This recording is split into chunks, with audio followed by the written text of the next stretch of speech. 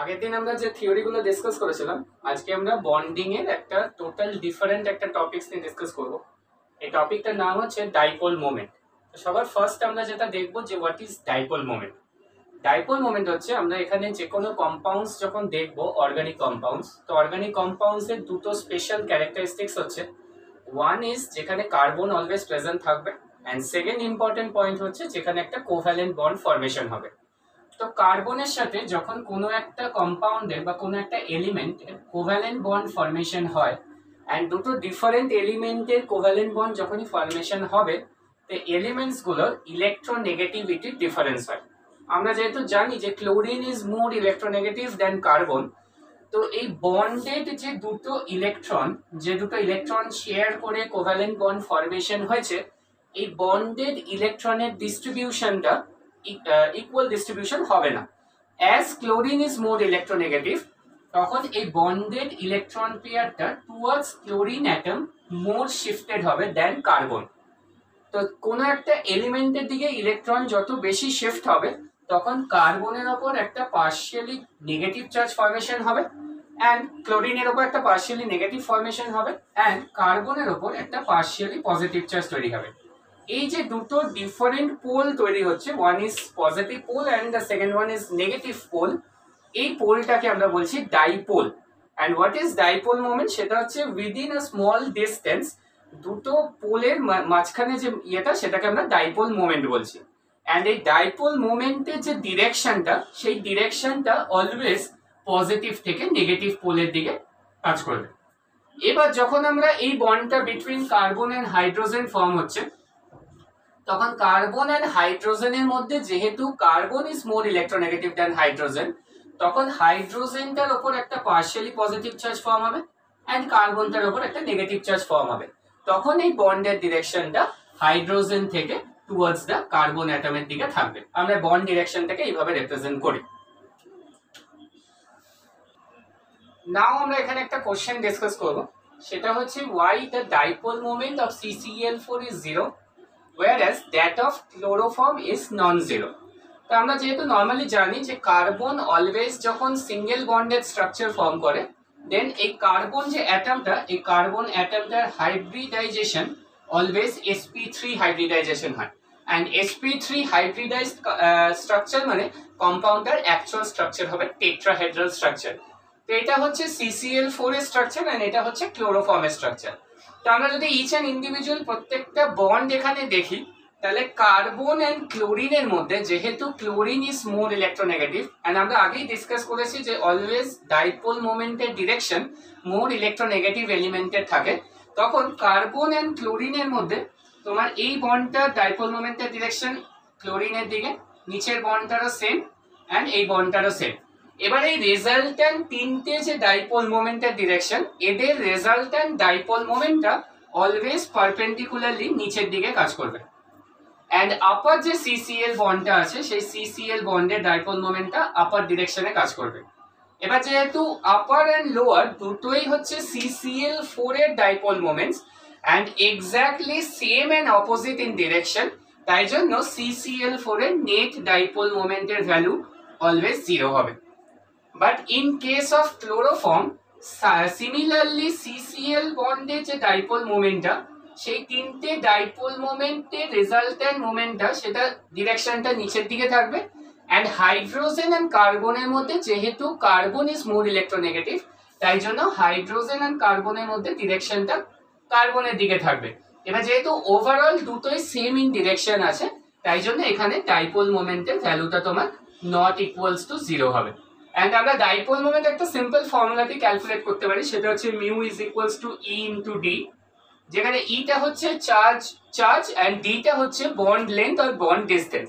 তো আমরা এখানে জাস্ট এক্সপ্লেইন করবো যে কোনটা 0 অ্যান্ড কোনটা নন 0 হবে। তো আমাদের এখানে জাস্ট এক্সপ্লেনেশনটা এরকম, যে এটার এক্সপ্লেনেশন করতে গেলে এখানে হচ্ছে the resultant dipole moment of the 3 CCl bond is exactly same and opposite in direction with the 4th CCl bond, hence the net dipole moment is 0. But whereas in chloroform or CHCl3, both the direction is in same direction, তাই জন্য net dipole moment are not equals to 0. Next question টা হচ্ছে আমরা এখানে next একটা question discuss করব যে dipole moment of carbon dioxide is 0 whereas dipole moment of sulphur dioxide is non zero.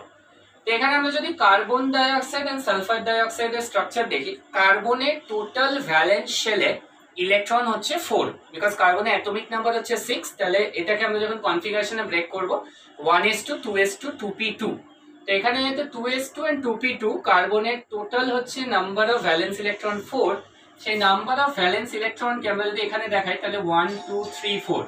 But in case of sulfur যেহেতু group 16 elements and group 16 elements এর সববার last সেলে নাম্বার অফ ভ্যালেন্স ইলেকট্রনটা 6 থাকে, তাই জন্য সালফারের valence electron হচ্ছে 1 2 3 4 and 5 6। তো সালফারে যেহেতু access একটা লোন পেয়ার থাকে and due to this type of lone pair and bond pair repulsion, structure of sulfur dioxide is angular. But in case of carbon dioxide, as carbon contain no lone pair electron, the structure of CO2 is linear. And between CO2 and SO2, in CO2, as oxygen is more electronegative than carbon, hence the carbon-oxygen bond direction is always towards the oxygen atom. And এই সাইডেরও carbon and অক্সিজেনের ডিরেকশনটা অক্সিজেনের দিকে থাকবে। And this compound, as carbon is sp hybridized, hence it is linear in form, hence the two dipole moment is exactly same and opposite in direction, hence the resultant dipole moment of CO2 is 0. Whereas in sulfur dioxide, due to this type of lone pair and bond pair repulsion, the dipole moment of 2SO bond is not exactly opposite in direction, hence the resultant dipole moment of sulfur dioxide is non-zero. Next question হচ্ছে the dipole moment of ammonia is greater than that of NF3 and nitrogen in both this structure contain sp3 hybridized and contain one lone pair of electron. In case of ammonia, as nitrogen is more electronegative than hydrogen, তাই জন্য hydrogen and নাইট্রোজেনে যে dipole মোমেন্টের ডিরেকশনটা সেটা towards the nitrogen atom হবে। তাই তিনটে NH বন্ডের যে নেট ডাইপোল মোমেন্ট, এই তিনটে NH বন্ডের নেট ডাইপোল মোমেন্টের ডিরেকশনটা আপার ইন পজিশনে হবে, অ্যান্ড লোন পেয়ারের একটা ডাইপোল মোমেন্টের ডিরেকশন হচ্ছে সেটাও আপার ইন পজিশন। তাই জন্য এখানে both position is in same in direction. But in case of NF3, as fluorine is more electronegative than nitrogen, তাই জন্য NF বন্ডের ডাইপোল মোমেন্টটা টুয়ার্ডস দ্য ফ্লুরিন অ্যাটম থাকবে, and এই তিনটে NF বন্ডের যে ডাইপোল মোমেন্টের ডিরেকশনটা সেটা নিচের দিকে থাকবে, and লোন পেয়ারের ডাইপোল মোমেন্টের ডিরেকশনটা অপোজিট দিকে থাকবে। In NF3 যেহেতু এই বন্ড পেয়ারের ডাইপোল মোমেন্ট এন্ড লোন পেয়ারের dipole moment exactly opposite in nature, তাই জন্য নেট ডাইপোল মোমেন্টটা এখানে এটার থেকে এটা সাবস্ট্রাক্ট হবে। But in case of ammonia যেহেতু লোন পেয়ারের ডিরেকশন এন্ড বন্ড পেয়ারের ডাইপোল মোমেন্টের ডিরেকশন দুটো সেম ইন ডিরেকশন, তাই জন্য এখানে টোটালটা পজিটিভ হবে। তাই জন্য আমরা এখান থেকে কনক্লুশন টানতে পারছি যে mu of NH3 is greater than mu of NF3। এখানে যেহেতু ফোর্থ বন্ডটা ফ্লুরিন না, তাই জন্য এটা অপোজিট ইন ডিরেকশন, বাট এই ভ্যালু দুটো যেহেতু সেম না, তাই জন্য আমরা এখানে বলতে পারবো না যে এর ভ্যালুটা 0 হবে।